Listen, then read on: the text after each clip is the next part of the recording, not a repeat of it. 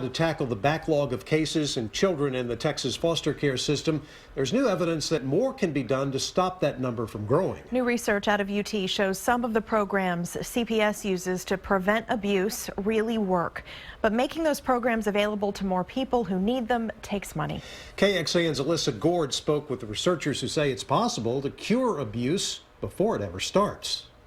The Center for Child Protection takes forensic interviews each day with children who are victims of crimes and abuse. Tara Powdrill says their staff knows that a key part of breaking the cycle is stopping abuse before it starts. Focusing on prevention absolutely works. It is providing our community with the education. It's getting people to talk about it. New research from the Texas Institute of Child and Family Well-Being at the University of Texas suggests state prevention programs may really be helping these at-risk children. It appears that those services are working for the vast majority of the families. UT studied data from more than 100,000 Texas families over 7 years. They found that of the families receiving prevention services, 97% did not have incidents of child abuse afterward.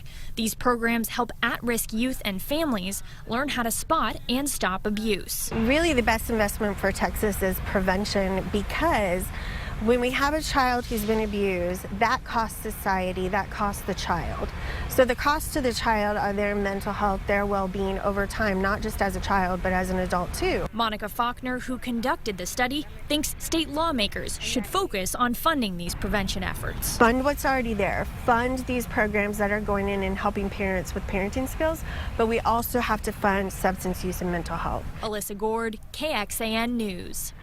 More than 62,000 families received prevention and early intervention services last year. The online parenting and prevention resource page called helpandhope.org had more than 1.6 million visits on it.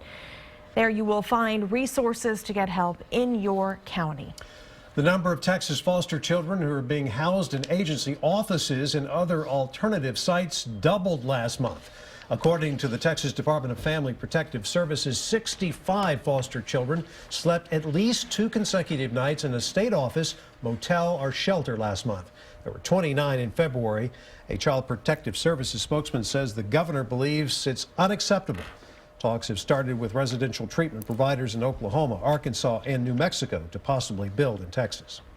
Major reforms for the child welfare system took a step forward today. Nonprofits would watch over the state's abused and neglected children if Senate Bill 11 makes it all the way through the legislature. Today, the House had a public hearing on a bill, and it is expected to pass. It was an emergency item from Governor Abbott after hundreds of child deaths and state workers not being checked on. Child advocates say this could make improvements if the state goes slow and does it right. You really have to kind of find that perfect balance. It's going to be hard, and I think the slower we go, the more we can sort of keep that oversight in place. Lawmakers are looking for a Fort Worth pilot project to prove this idea can work, but that nonprofit put in $6 million of its own money to make it work. Child advocates say that is proof the state can give up responsibility, but will still have to pay for the services nonprofits take on.